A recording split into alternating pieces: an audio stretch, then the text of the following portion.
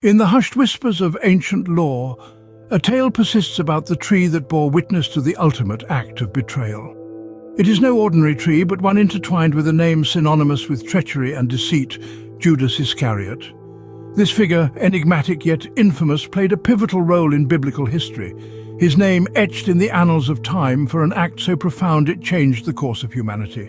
Who was Judas? A disciple, a follower, a trusted companion of Jesus Christ, but most notably remembered for his act of treachery. For 30 pieces of silver, he betrayed his master, setting in motion events that would culminate in crucifixion and redemption. His guilt overwhelming, Judas hung himself on a tree, a silent witness to his ultimate act of despair.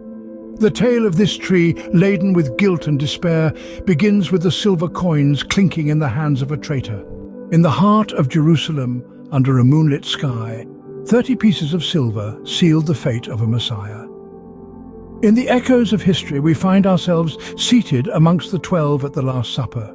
The air is thick with anticipation and sorrow as the Messiah, Jesus, breaks bread and shares wine. A sense of dread lingers, for he speaks of betrayal and impending doom.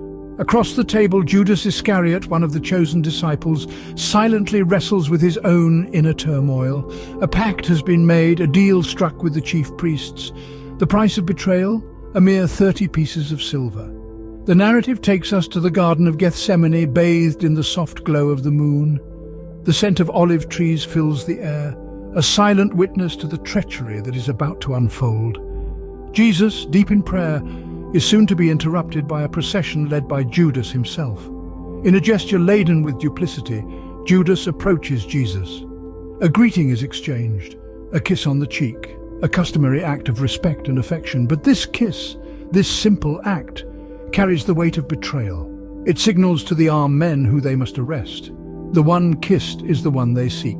The kiss of Judas, a symbol of treachery, has echoed down the corridors of time, a poignant reminder of the price of betrayal. It marked the beginning of the end for Jesus, setting in motion the events that would lead to his crucifixion. Yet it also marked the beginning of a journey of remorse for Judas. The 30 pieces of silver, once a symbol of his betrayal, soon became a haunting reminder of his guilt. His joy turned into regret, his triumph into despair. And so the seeds of regret were sown in the heart of Judas, soon to blossom into a tree of remorse. Overwhelmed by guilt, Judas sought solace in the lonely embrace of a tree, unaware of the curse it would bear. This is where our journey takes a dark turn. According to biblical accounts, after betraying Jesus for 30 pieces of silver, Judas Iscariot was consumed by remorse. He returned the money, but found no relief from his guilt. In a state of despair, he took his own life, hanging himself from a tree. This was no ordinary tree. Its story intertwined with Judas's, and it became a symbol of his tragic end. The tree, once a symbol of life and growth, was now forever associated with betrayal and death. The very act of Judas's suicide imparted a curse upon it. This wasn't a curse of witches or wizards, but a curse born out of intense human guilt and despair. This curse didn't transform the tree into a monstrous entity, but it did mark it as a silent sentinel to an act of ultimate betrayal. The tree, in the biblical context, often symbolizes life, growth, and connection. The tree of life in the Garden of Eden, the burning bush through which God spoke to Moses, and the fig tree that Jesus cursed for not bearing fruit, all show the importance of trees in biblical narratives. However, the tree that Judas chose for his final act was a stark contrast to these symbols of life and divine interaction. In the grand tapestry of biblical lore, this tree stands out, not for its life-giving properties, but for its association with death and despair.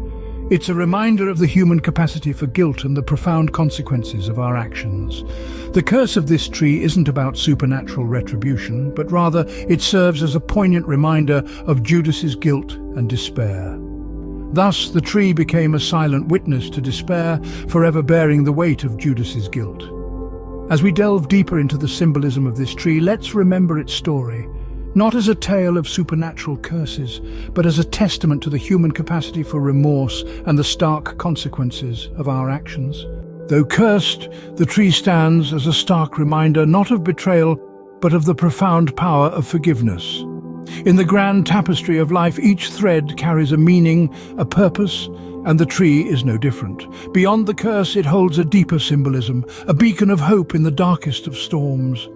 Trees rooted firmly in the ground, reaching for the sky, are a testament to resilience. They weather the harshest climates, stand tall amidst the fiercest storms, and yet they flourish. They symbolize growth, strength, and longevity.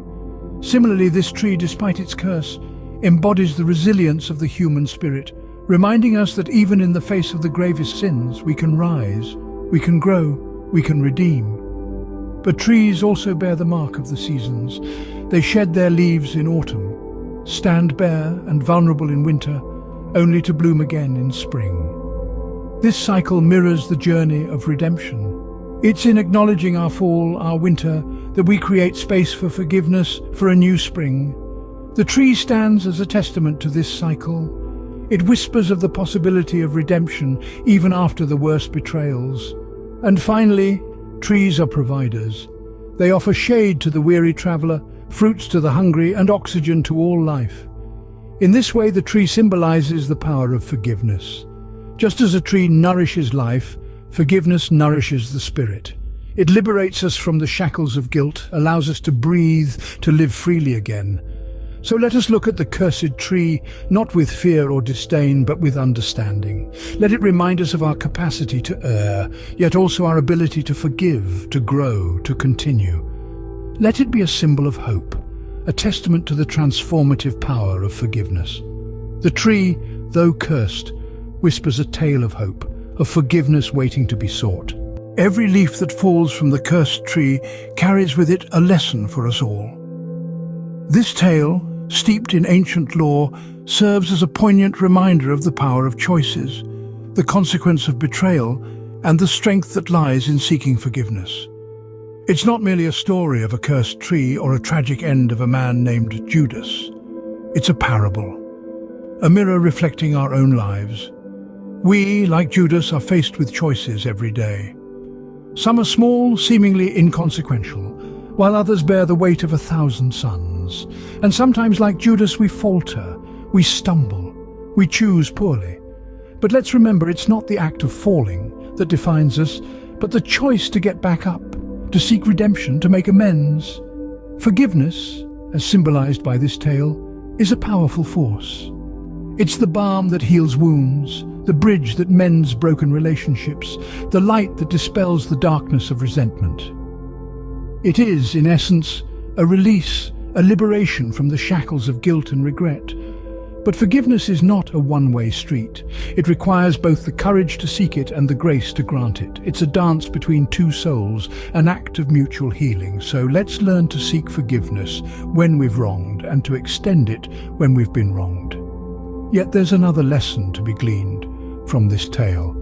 It's the understanding that our actions, like ripples in a pond, have far-reaching consequences. The cursed tree stands as a stark reminder of this. It's a testament to the impact of Judas's choices, a symbol of a life ended in despair.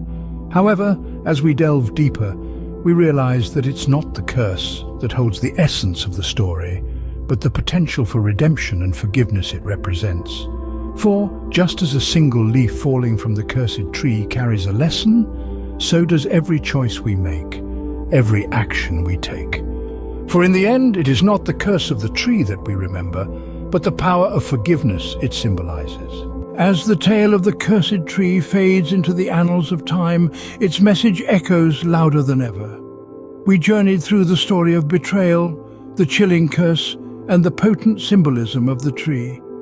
We've discovered how this ancient narrative, steeped in spiritual wisdom, still resonates in our modern world. We learned that the tree, once a symbol of despair and betrayal, also carries a message of hope and redemption. It prompts us to seek forgiveness when we've erred, to offer redemption when others falter, and to embrace hope, even in our darkest hours. It serves as a constant reminder that every choice we make, every action we take, has consequences. Now it's your turn to reflect on these lessons, to apply them in your life, to turn the echoes of the past into the wisdom of the present. Remember, if you found value in this video, support us by subscribing and liking. May the tale of the cursed tree inspire you to seek forgiveness, offer redemption, and embrace hope. Until next time, keep seeking, keep learning.